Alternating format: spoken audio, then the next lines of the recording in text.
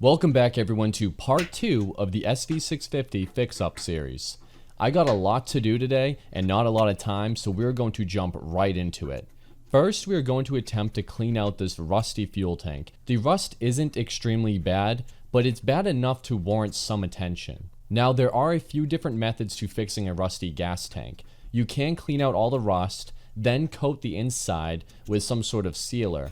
Or you can clean out the rust and then fill it with gas and hope for the best. Now, I know the correct answer is to seal the tank after cleaning it, but I heard others had success with just a clean and fill, so before I attempt to actually seal the tank, I'm going to just do the clean and fill method. I'm not super hopeful it will work, but I am going to roll the dice on it and give it a shot. I'm sure some of you in the comments section are going to freak out about this, but it's all a trial and error. I'm not good with gas tanks, so we are just going to start simple and then move our way up. So my plan of attack here is to drain out all the gas and put in 1 gallon of white vinegar along with a handful of BBs.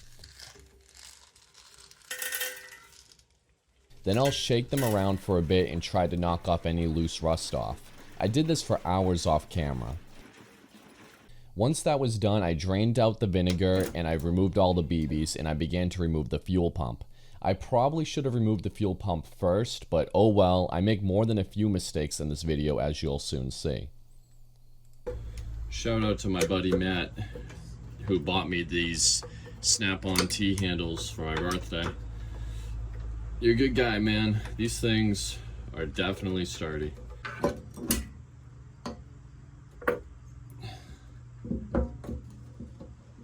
Oh yeah, look at this.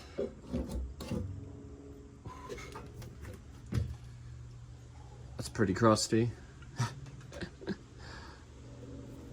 That's really crusty. Here we go, look at this, guys. Ooh, that's pretty rusty in there. Look at that.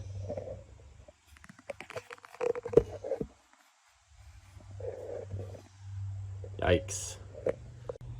Alright, I just got done shaking BBs inside the tank, and then I flushed it with water, and now it is completely soaking with white distilled vinegar. And I'm going to leave this for probably 72 hours. Then I'm going to drain it out and fill it with gas and coat it with Marble Mystery Oil and then cross my fingers. I just took apart the filter and look at that. That is pretty disgusting. And it's all just caked on in there. This wire thing broke. This is why you always put stabilizer if you're gonna park your bike for a while. All right, so here's the fuel pump. I cleaned it out as best as I could, replaced the filter. I had to, this little ring connector broke, so I had to replace that. Hopefully that's okay. But yeah, should be good to go. I know there's still a little bit of parts of rust, but it's on there pretty good. It's not gonna flake off or anything. So anyway, gonna put this in the bike and fill it with gas. Hopefully that'll take care of the gas issue. Well, I kind of made a mistake, guys. Yeah, I probably should have removed this before having it soaking in vinegar. Look at that, is totally messed up now. What I'm gonna do is I'm gonna get one of those quick release gas caps that require no key. It's a track bike anyway. Okay guys, so I got the fuel tank mounted, completely full of fuel. As you can see, there is some rust still around the filler neck. This rust probably won't cause any damage, but honestly, I'm just gonna run with it. If it keeps giving me issues or more issues down the line, then I'll do the exact same thing I did before, but I'll actually coat it using KBS or POR 15 or something like that. But until then, I'm going to reconnect the radiator and run water through it, and then I'll start it and let it run for a bit. Make sure it doesn't get clogged up or run stupid or anything like that. Gonna have to order a new gas cap and probably a few other things, but at least this should get us started. And I'm probably just gonna do this off camera, remounting the radiator. All right, time to fill with some water. Just some more distilled water, and we'll just give this thing a quick run. Gas is full, water in the radiator.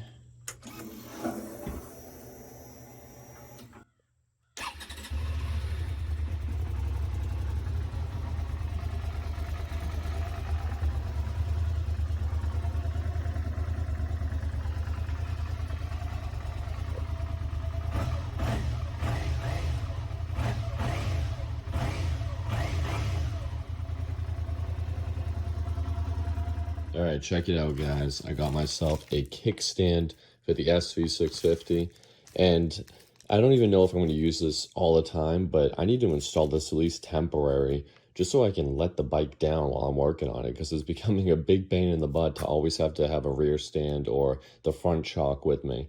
So I got this little kickstand off eBay. It was like 30 something dollars. It's worth every penny for how much convenient it's going to be compared to using the stand and the chalk. I also got a Driven Racing gas cap. This is the Halo one. This one, and it comes with a little cap. This thing is stupid expensive. This cost like $80, and this costs like $70. The whole thing with taxes and everything from RevZilla was like $175. It was ridiculous. Looking at different gas caps, right? The aftermarket ones they have on RevZilla, because I didn't want to get like an eBay one. I don't trust those.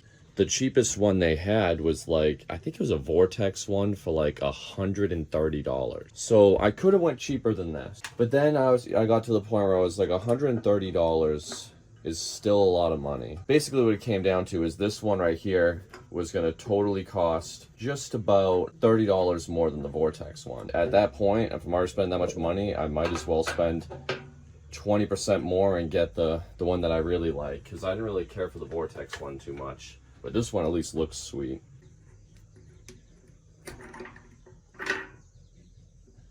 I like it. Definitely high quality. That makes a good seal. And now I feel a lot better than an eBay one. But was this a huge waste of money? Oh, absolutely. I don't even want to hear from you guys in the comment section. I know I spent stupid money on this and I shouldn't have done that. Now it's time to make my life much easier by mounting up this kickstand. I know a kickstand adds weight and it's unnecessary for a track bike, but for the convenience it will add, I am completely okay with it. Remember guys, I'm not racing this bike, I'm only tracking it, and I'm a C group level rider at that anyway.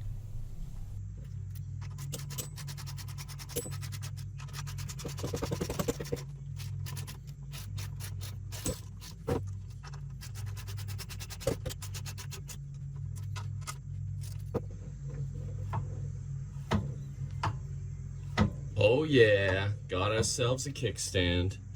And look at that, guys, we have a kickstand. Hell yeah, that is gonna be such a difference maker working on this dang thing. Man, I'm happy. The only thing I gotta remember is I don't have the switch installed. I need the bolts for it. I need to figure out where it goes to and how it's wired. Without the switch, it will be able to start and move with the kickstand down, which could be a safety concern. Anyway, guys, we'll move on to the next part, but now we got a working kickstand. So I did some research online, and a lot of people said they had luck with this Prestone radiator cleaner. The directions say to just empty the whole bottle in and then fill with distilled water. Run the bike for 10 minutes and then drain it all out once the bike is cooled down after a couple hours later. I did this whole process 3 times with 2 different bottles of flush, and then I flushed it one final time with just distilled water.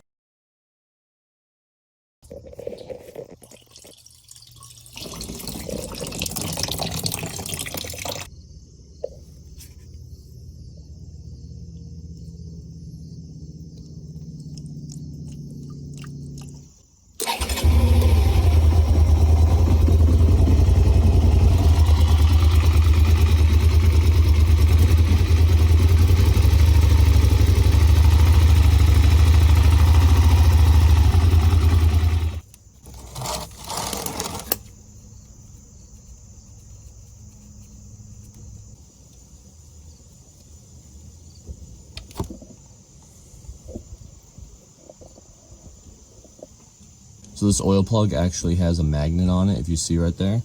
And I don't see any magnetic pieces on it at all, so that's actually a pretty good sign.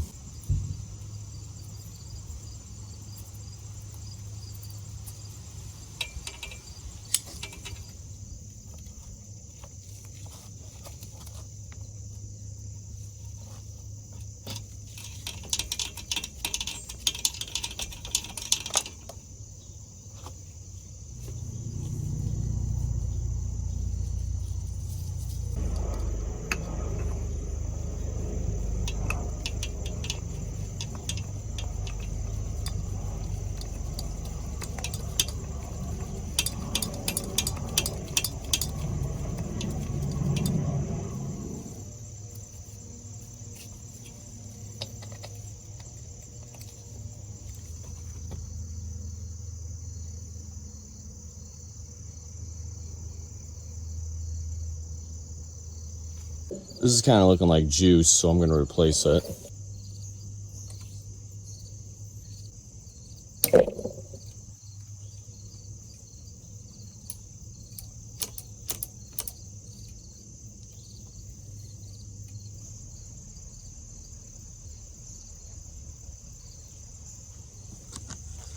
Alright, just got done flushing the front brakes. That looks a lot better, nice and clean and clear. So the front brakes are now done. Now just going to do the rear. I'm going to do the rear off camera. It's just, you know, it's kind of messy, so I don't feel like filming it. We are getting really close to being done. I only have a few things left to do, and the first being installing a new battery. The old one was completely dead and unreliable, so I replaced it for one that I found on Amazon for just $40. And with that all done, it's time to remove the wheels so I can install some new tires. I just picked up a set of Dunlop Q3 Plus tires, which will be going on my bike as soon as I can send these wheels out to get the tires mounted and balanced. With that all said though, I'm out of time on this one. The bike is pretty much done except for the wheels, so I'm going to end the video right here. Thank you all so much for watching, and I look forward to taking this bike hopefully to the track soon. Thanks again for watching, take care, and bye bye.